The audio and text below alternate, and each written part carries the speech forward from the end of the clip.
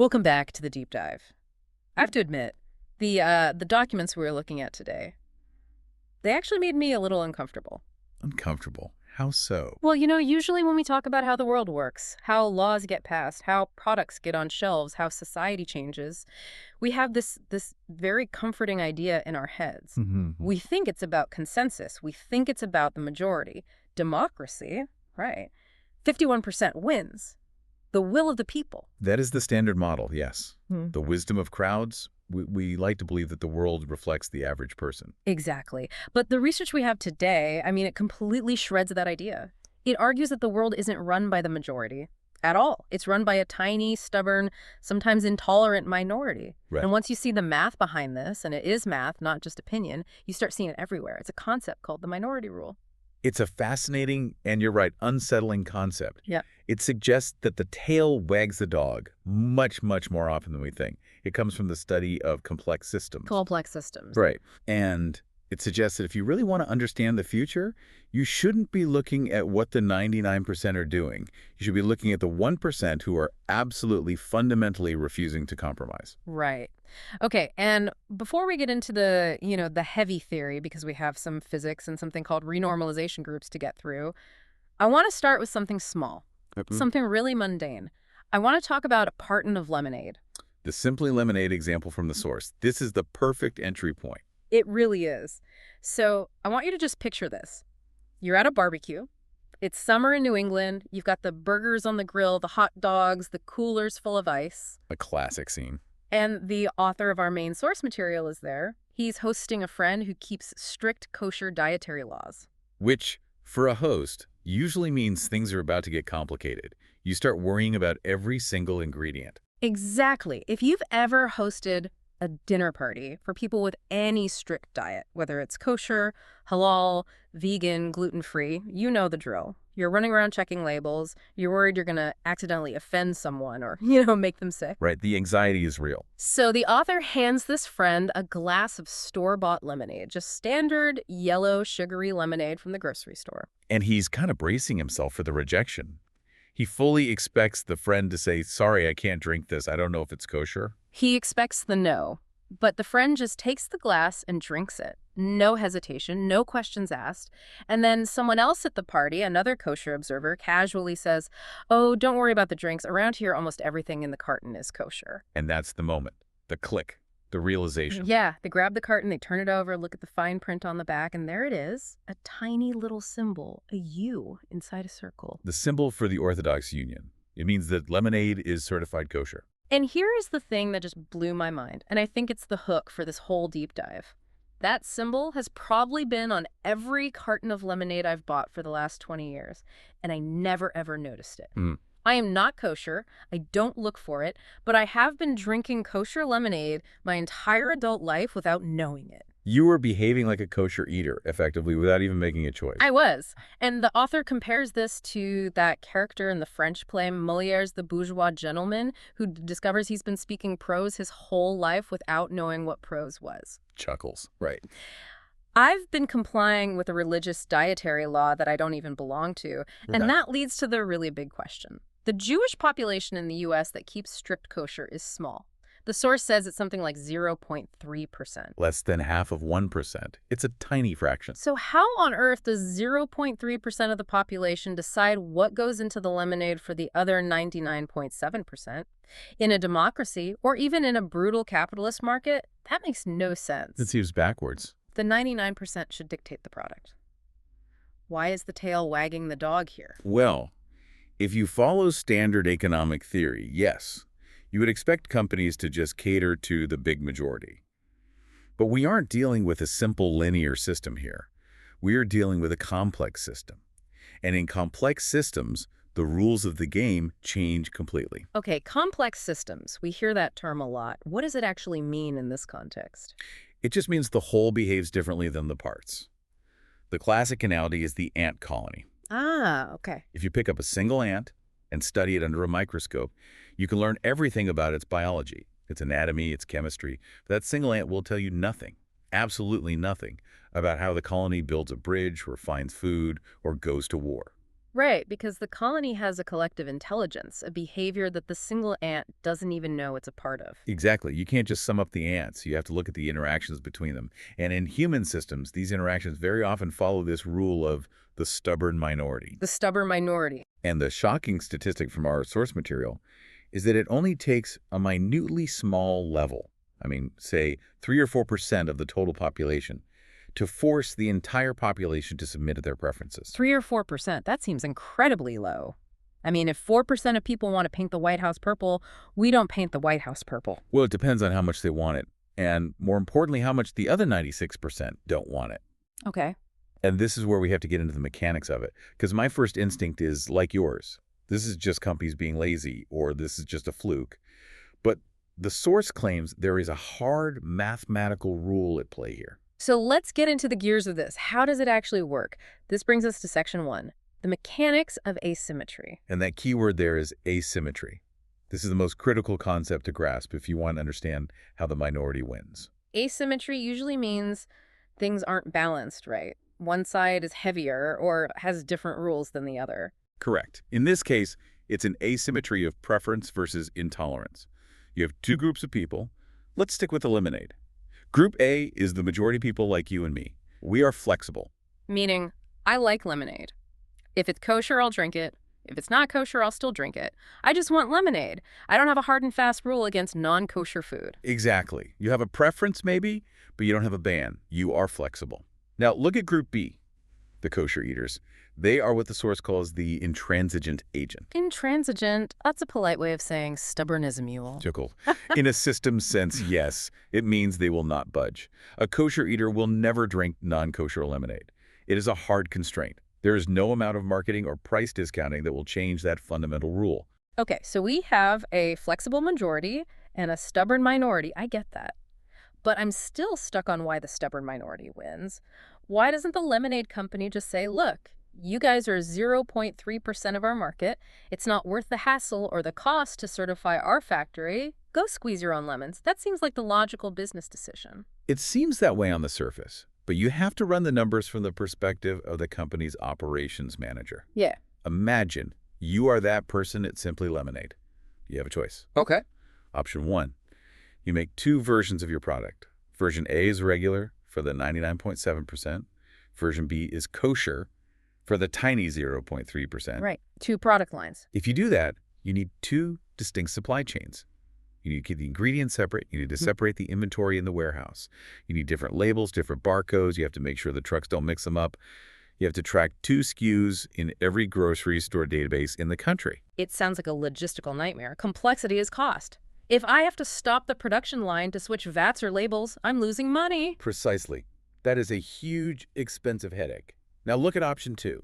You make one version. You make it all kosher. What happens? Well, the kosher people can now buy it. They're happy. And the non-kosher people, the 99%. I suppose. Right. We still buy it.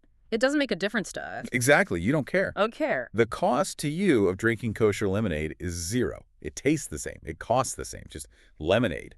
So by switching 100% of production to the minority standard, the company keeps 100% of its customers. But cuts its logistical complexity in half. They simplify their entire operation. Bingo. The minority wins not because they have more power, but because the majority is indifferent. So it's not about the minority's strength, it's about the majority's flexibility. That is the key. The majority is flexible. The minority is rigid. In any interaction between a rigid object and a flexible one, the flexible one bends. It's like, have you ever tried to plan dinner with a big group of friends? Every single weekend, it's a nightmare. There's always that one person. Let's call him Steve. Yeah. Steve is on a keto diet. Or Steve is a vegan. Or Steve only eats organic. Everyone else is like, I'm cool with pizza, I'm cool with Thai, I'm cool with burgers, whatever. But Steve says, I can only eat at the paleo place. And where does the entire group end up eating? You go to the paleo place. Because otherwise, Steve can't eat, and we all want to eat together with Steve. And you, the flexible friend, you might grumble a bit, but you can still find a steak or a salad at the paleo place. Steve literally cannot eat the pizza. So the most intolerant person in the group dictates the menu for the entire table. So Steve is the 3%, and the rest of us are the 97%, and Steve wins every single time. Steve wins every time. That is the minority rule in action. And the source uses a great analogy from biology here, the universal donor. Oh, right, like blood types. That makes Yeah. sense. Yes. In blood types, type O negative is the universal donor. It can be given to anyone, regardless of their blood type. It flows to everyone. So in commerce, the kosher product or the vegan option becomes the universal donor. Exactly. It flows to the kosher eater and the non-kosher eater alike. It's the one product that satisfies all constraints. And this rule pops up in the strangest places once you start looking for it. The source mentions bathrooms. Right. Think about the accessible stall in a public restroom. A person in a wheelchair cannot use a regular stall. That is a hard physical constraint. They are the intransigent agent in this scenario. But a person without a disability can use the accessible They stall. can, though I have to admit, and the source mentions this too, there is this weird social hesitation. Like if I walk into a bathroom and the regular stalls are full, but the big accessible one is open, I hesitate. Me too. I feel like I'm breaking a rule, like I'm parking in a handicap spot. There's a social guilt to it. That's social conditioning, and it's generally good manners to leave it free, but strictly speaking, physically you can use it. The asymmetry holds. A regular person fits in the big stall. A wheelchair user does not fit in the small stall. So if you were an architect building a new office and you only had space for one single-person bathroom, You build the accessible one, because then everyone can use it. The minority requirement becomes the universal standard out of pure practicality. another huge one, and this really hits home for parents, is peanut allergies. Oh, this is a classic and frankly life or death example. A person with a severe peanut allergy cannot touch peanuts. It's an absolute. A person without the allergy, on the other hand, can eat peanut-free food. They might prefer a peanut butter cookie, but they won't die if they eat an oatmeal cookie instead. So what happens? Peanuts disappear from airplanes. They disappear from schools. I remember when I was a kid, peanut butter and jelly was the staple. It was in every single lunchbox. Oh yeah, it was the smell of the cafeteria. Now, you can't bring it within 50 feet of a school building in many places. The rule of the few allergic kids governs the lunches of the many non-allergic kids. And the source notes a fascinating and somewhat tragic paradox here. By making entire environments totally peanut-free to accommodate the intolerant minority, we reduce exposure for everyone else. Right. And there is a growing body of evidence, the hygiene hypothesis, that suggests this reduced exposure for the general population is actually one of the causes of the rise in allergies. Whoa, wait. So the solution is actually making the problem worse. It could be. It's a complex system loop.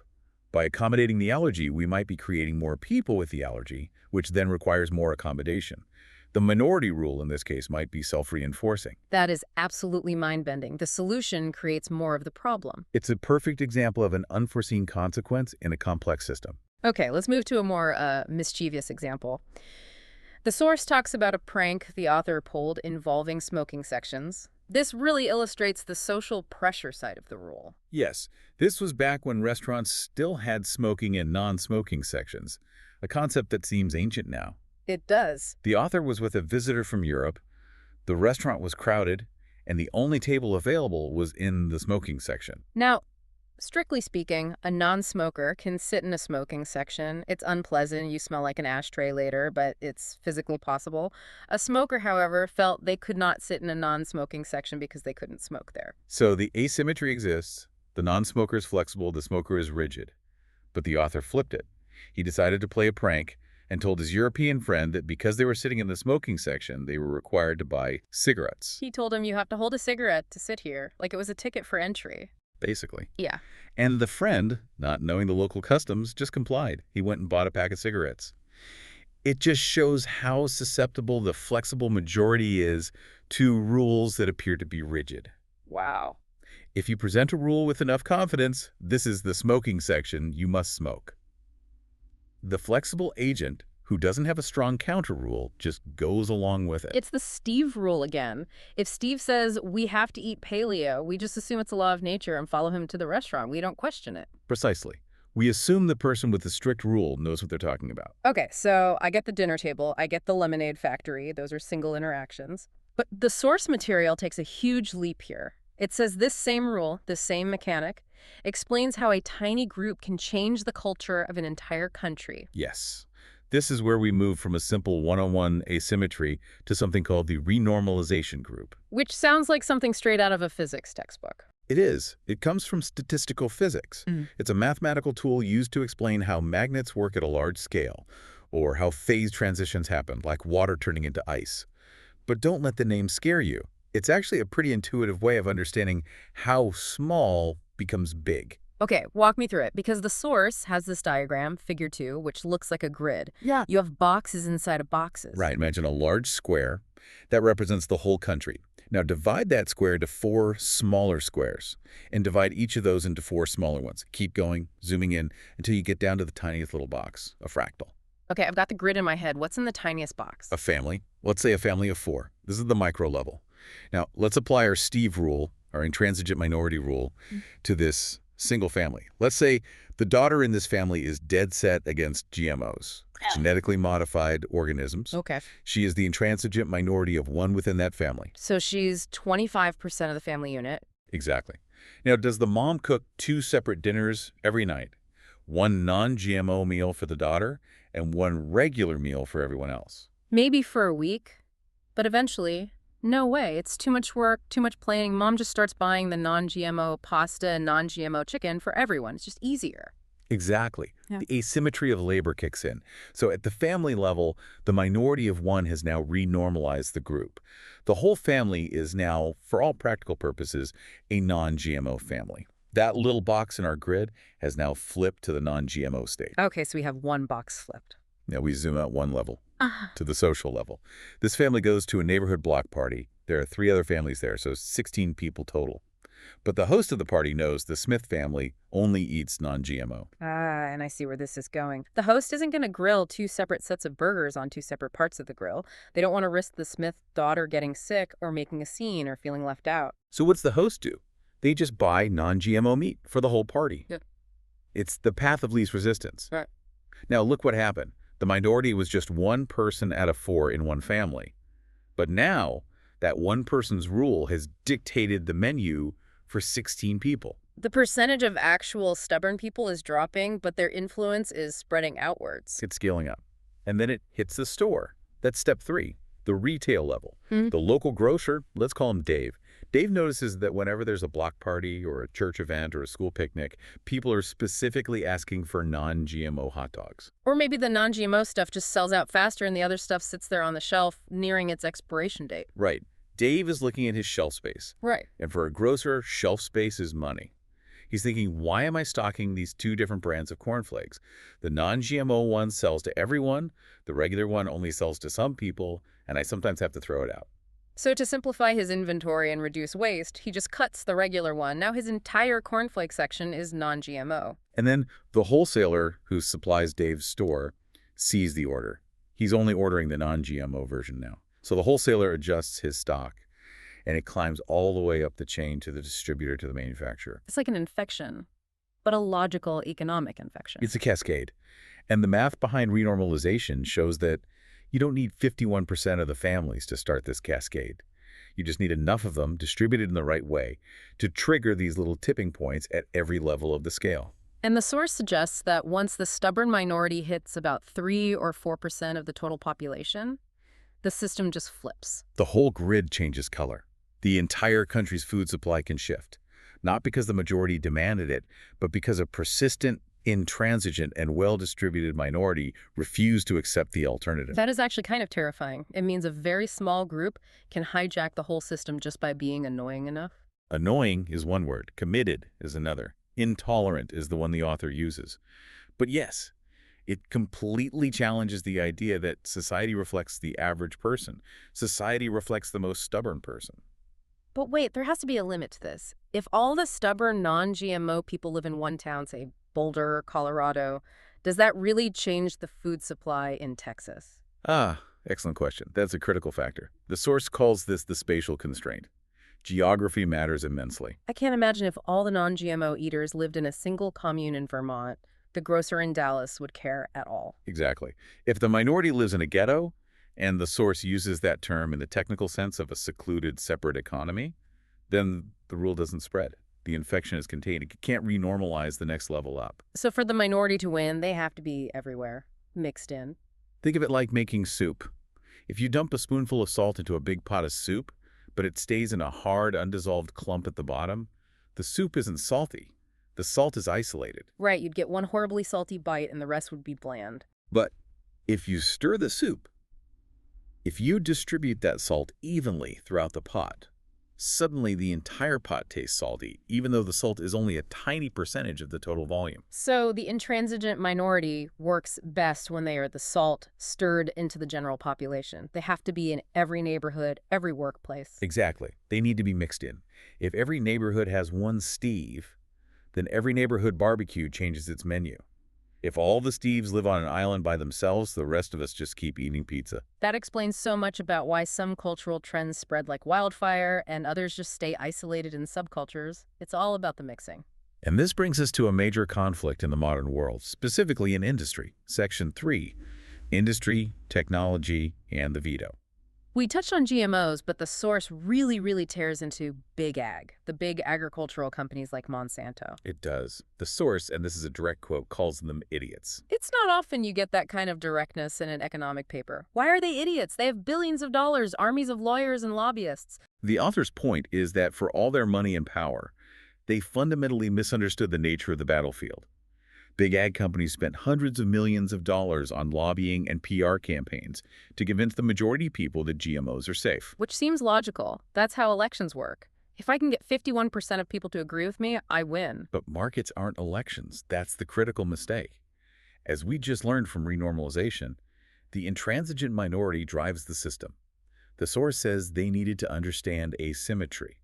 People who are fine with GMOs, the flexible majority, will still eat a non-GMO tomato. It's still a tomato. But the people who are against GMOs, the intransigent minority, will never knowingly eat a GMO tomato. So Big Ag didn't need to win over 51%. They needed to make sure there wasn't a stubborn 3 or 5% actively rejecting it. Exactly. They were playing a democracy game in a minority rule system. If 5% of the population stubbornly rejects your product and the price difference to go non-GMO is small, which in modern food distribution it often is, the entire food supply will eventually shift away from you. The source gives a great example of a large corporate event or a wedding. Right. Imagine you are planning a massive party. The source uses these colorful examples like a party for the fall of the Saudi king or a Goldman Sachs bankruptcy party. Oh, cool. All right. But the point is, if you are organizing a huge event for 500 people, do you send out a detailed questionnaire to all 500 guests asking, do you eat GMOs? Are you vegan? Gluten-free? Kosher? Halal? No, that's an administrative nightmare. You don't have time for that. You just order the food that everyone can eat. You avoid the veto. Oh. You order the vegan, gluten-free, non-GMO option because it checks all the boxes. The veto, that's a powerful concept in business, and it explains the incredible success of a company like McDonald's. Yes. This is an insight that the source credits to Rory Sutherland. Why does McDonald's thrive? It's certainly not because it's the best food. I don't think anyone argues it's the culinary peak of Western civilization. No, definitely not. My kids might, but no. It thrives because it is not vetoed. If you have a group of 10 people, you've got grandparents, kids, a food snob, someone on a budget, someone in a hurry, and you need to pick a place for lunch, McDonald's is the place where the variance is lowest. It's the safe bet. No one is passionate about it, maybe, but almost no one will absolutely refuse to go in. It's the lowest common denominator. Or the universal donor of fast food. Sutherland also mentions the alcohol asymmetry at parties. Say you're having a party and you have 10% women attending who, stereotypically, might prefer wine over beer. The men, meanwhile, will drink either wine or beer. They're flexible. You just buy wine? You just buy wine. If you only buy beer, you alienate 10% of your guests. If you only buy wine, you satisfy 100%. Wine becomes the universal donor for the event. This also explains the tragic death of the manual transmission in cars. Yes. This is one that car enthusiasts, myself included, really hate to admit. I can relate. I go to a rental car agency and I ask for a stick shift, and they look at me like I've asked for a horse and buggy. They don't even have them anymore. But think about it from the rental company's perspective. Or a family buying one car for everyone to share. A person who can drive a stick shift can also drive an automatic. They are flexible. True. It's easy to go from manual to automatic. But a person who can only drive an automatic cannot drive a stick shift.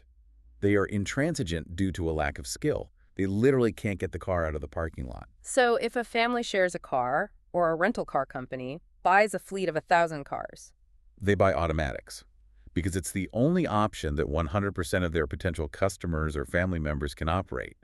The manual transmission dies out, not necessarily because the majority prefers automatics, but because the automatic is the only option that everyone can use.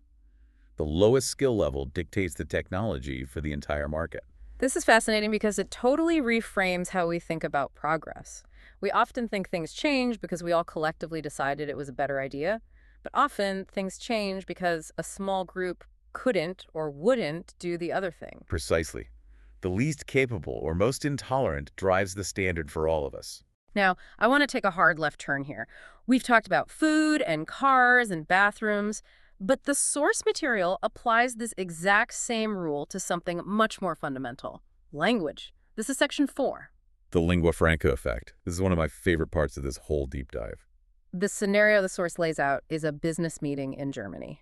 You are in a Teutonic conference room in Frankfurt. Everyone around the table is German except for one person. Maybe they're American, maybe they're French, doesn't matter. And that one person does not speak a word of German. What happens to the meeting? The entire meeting instantly switches to English. Usually, as the source rightly notes, bad, inelegant corporate English. Right, less clunky, jargon-filled English. And it's because the asymmetry is clear. The Germans, being an international business, likely speak some English. They are flexible. The non-German likely does not speak German. They are intransigent because of their inability. So the lowest common denominator of communication rules the room. And this isn't just about corporate meetings. The source argues this is how languages have spread throughout history. It gives a brilliant counterintuitive example about Aramaic. Aramaic, yeah, the language that Jesus spoke. Right. Now, why did Aramaic become the dominant language, the lingua franca, of the Levant and the Near East for centuries? It wasn't because the Aramaic people conquered everyone. It was actually the Persians, who spoke an Indo-European language, completely different, who spread it. Wait, the Persians spread a language that wasn't their own? That seems completely backwards. Usually, conquerors force everyone to speak their language. That's what the Romans did with Latin. Usually. But when the Persians conquered Babylon and that whole region, they found a pre-existing, functioning administration full of scribes. And these scribes could only take dictation and write records in Aramaic. They didn't know Persian. So the Persian emperor, sitting on his throne in Persepolis, has a choice. Do I fire all these scribes and spend 20 years training a whole new bureaucracy in Persian? Or do I just tell my generals to send their reports in Aramaic so we can run the empire tomorrow? He chooses efficiency. If your entire secretarial pool only speaks Aramaic, you start speaking Aramaic. It became the language of the state through administrative necessity, imposed by the minority of scribes on the mighty conquerors. That is wild. It's the stubborn scribe rule. The guy who writes things down wins. We see a similar thing in modern Canada. There's a quote in the source from Jean-Louis Riot. In Canada, when we say bilingual, it implies English speaking. When we say French speaking, it becomes bilingual. Let's unpack that. It's a bit of a mind bender. It means that, in practice, the English speakers in Canada often don't bother to learn French. So the French speakers in Quebec have to learn English to communicate and do business with the rest of the country. The English speakers are the intransigent minority in that specific cross-cultural dynamic. Correct. The burden of flexibility falls on the French speakers. And this leads us to a crucial distinction the source makes between genes and languages. This is a bit scientific, but stick with us because it completely changes how you look at history. The line is, genes follow majority rule, languages follow minority rule. That's the core statement. Think about it. When two populations mix, their genes blend. If a small group of invaders with blue eyes conquers a large population with brown eyes, after a few generations of intermarriage, the gene pool will still be overwhelmingly dominated by brown eyes. It's a volume game. That language doesn't blend like that. No. Language switches. You usually speak one or the other. You don't speak a 50-50 mix for very long. So a small, stubborn, politically dominant group can impose its language on a massive genetic population. The source cites the genetic research of Pierre Zloa on the Eastern Mediterranean. Yes, a fascinating study. They looked at the genetics of people in modern-day Turkey. Now, historically, we know that Anatolia, or Asia Minor, was invaded by Turkic tribes from East and Central Asia. They brought the Turkish language with them. So you'd expect the people living there today to be genetically East Asian. But they aren't. Not really. Genetically, they are still the people of ancient Asia Minor, with Mediterranean and Near Eastern genes. The invaders left very few genes. They were a small group. but they were the intransigent rulers. They imposed their language. So today you have a population of Mediterranean genes speaking an East Asian language. And what about in Lebanon? The same thing. Despite centuries of invasions, Crusaders, Arabs, Ottomans, French, 90% of the genes in Lebanon today are Canaanite, from 3,700 years ago. The invaders came, they ruled, they changed the language and religion, but they didn't genetically replace the people. This just blows up so many 19th century racial theories, doesn't it? The source specifically mentions the whole Aryan versus Semite distinction. It completely dismantles it. The Nazis and others base their racial theories on language families. We are Aryans because we speak an Indo-European language. But the science shows that's nonsense. Languages travel easily, genes do not. Northern French people are genetically Northern European stock, but they speak a Mediterranean language derived from Latin. You absolutely cannot deduce race from language. That is a powerful, powerful takeaway. Language is like a software update. Your genes are the hardware, and the software can be installed by a very small, very insistent IT department. Laughs. That is a perfect analogy. I'm stealing that one. All right, let's move to perhaps the most controversial but also historically significant application of this rule, Section 5, the one-way street of religion. This is where the analysis turns to why Islam spread so effectively in the Near East, eventually overtaking Christianity, which had been the dominant religion in that region for centuries. The source argues it wasn't just about conquest or theology. It was about asymmetry. Now, we need to be crystal clear here. This is not a theological debate about which religion is better. This is a game theory analysis of the rules of the system. Correct. We are looking at the rules of the system, the social mechanics. The source outlines two specific asymmetric rules that acted as a powerful ratchet mechanism. And a ratchet, of course, is a tool that only turns one way. Click, click, click. It can't go backwards. Exactly. Rule number 1 was about intermarriage. Under traditional Islamic law, if a non-Muslim man wishes to marry a Muslim woman, he must convert to Islam. And what about their children? If either parent is Muslim, the children are considered Muslim. Okay, so that's a one-way valve right there. If a Christian man marries a Muslim woman, the family unit becomes Muslim. If a Muslim man marries a Christian woman, the family unit also becomes Muslim. Exactly. It always flows toward the intransigent rule. Now you add rule number 2, irreversibility.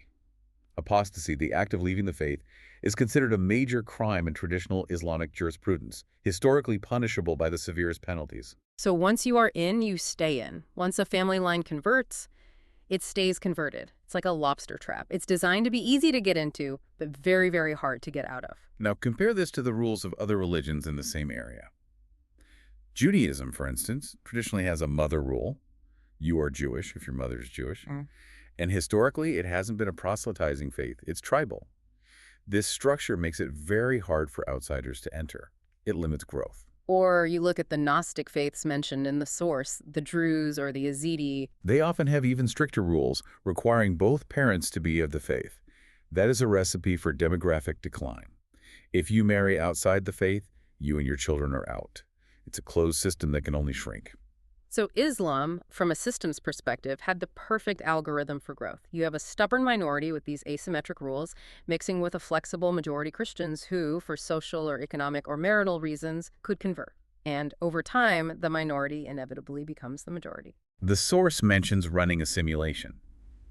If you have a small group with these asymmetric rules, and they are allowed to mix and intermarry freely with a flexible majority over a few centuries, the minority group will eventually grow to represent 100% of the population. It's just a matter of math. And geography played a role here too, right? This goes back to our stirring the soup analogy. Yes, absolutely. Look in Egypt. It has a flat terrain with the population concentrated along the Nile. It's easy to travel, easy to mix. The soup was very well stirred. So the renormalization, the spread of Islam, happened relatively quickly and thoroughly. The Coptic Christians became a small minority. And you contrast that with a place like Lebanon. Exactly. It's mountainous, full of isolated valleys. The Christian communities there could remain geographically separate. They didn't mix as much. So the renormalization process was blocked by the terrain. That's why you still have a very significant Christian population in Lebanon today. They were not stirred into the soup. The source also points out, very importantly, that Christianity itself started this way. It used the same playbook. It did. Before Islam even existed, Christianity won the battle for the Roman Empire because it was the intolerant one facing a very flexible Roman paganism. We usually think of the Romans as the intolerant bad guys, throwing Christians to the lions. True, but look at the underlying mechanic. Roman pagans were religiously flexible. Yep. They were happy to add new gods to their pantheon. Their attitude was, you honor Jupiter, I'll honor Jesus, we're all good, we can have both. But the early Christians were intransigent. They said, no, there is one God. We do not honor other gods. It is Christ or nothing. The Romans were baffled by this. They thought, what's the big deal? Just burn a little incense to the emperor, add him to your list. But the Christians refused. And because the Christians were stubborn and the Romans were flexible, eventually the Roman Empire became Christian. There's a heavy quote in the source here. The persecution of the Christians had vastly more to do with the intolerance of the Christians for the pantheon of local gods than the reverse. It completely flips the narrative. The stubbornness is the competitive advantage in a complex social system. There's even a celebrity example in the notes too, right? Omar Sharif? Yes, the famous actor from Lawrence of Arabia. He was born Michael Dimitri Shelhoub, a Lebanese Melkite Catholic. He fell in love with Fatin Hamama, a famous Egyptian actress who was Muslim. To marry her, he had to convert. He became Omar Sharif. And even after they divorced many years later, he didn't revert. The one-way street was permanent. It really puts a human face on the statistics. Now, this naturally leads us into the very thorny realm of modern morals and politics. Section 6, the paradox of tolerance. This is where the rubber really meets the road for modern liberal democracies. The proposition here is this: morality doesn't shift by consensus. It is imposed by the most intolerant person, the one who cares the most. The source uses the example of book banning. This is a very hot topic right now in the U.S. Right, and you have to ask yourself, how many people does it actually take to get a book banned from a school library? Most people would assume you need a majority of parents to vote on it, or a school board to reach a consensus. Not at all. Most people are passive. They might disagree with the ban, but they don't care enough to show up to meetings and fight for a book they've never read. It takes one motivated, stubborn activist, one person who writes letters every day, shows up at every meeting, threatens lawsuits, to get a book removed. The source mentions the case of the philosopher Bertrand Russell losing his professorship at the City University of New York because of one angry mother. Exactly. One intransigent mother who didn't want her daughter in the same room as a man with unruly ideas about marriage. She made enough noise, and the flexible, conflict-averse administration caved. She won.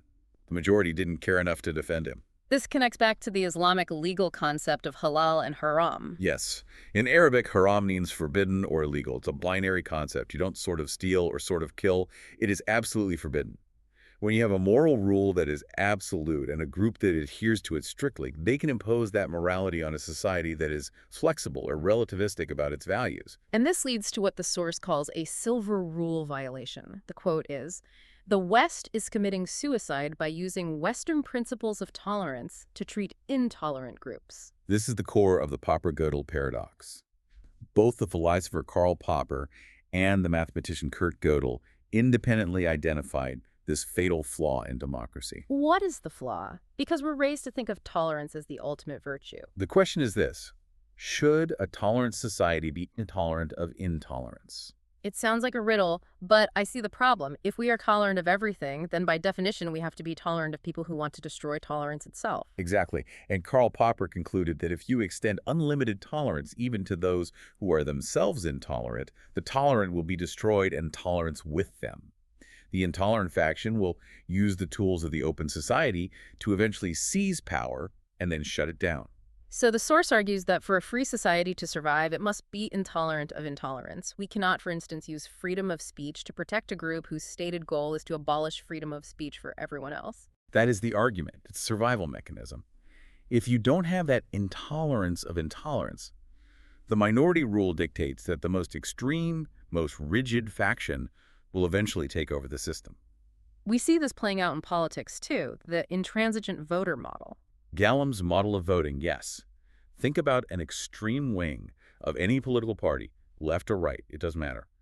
Let's say they are 10% of the party's base, but they are rigid. They will only vote for a candidate who supports their specific non-negotiable issue. Meanwhile, the other 90% of the voters are flexible.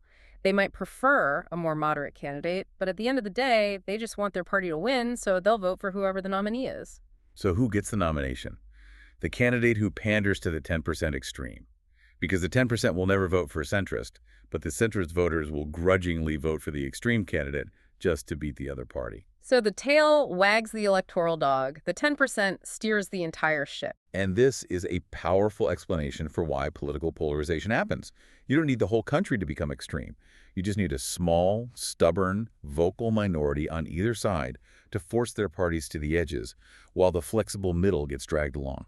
That is a terrifyingly clear explanation of the last decade. It is. Okay, let's look at two final arenas where this rule plays out. Markets and science, Section 7. Markets are fascinating.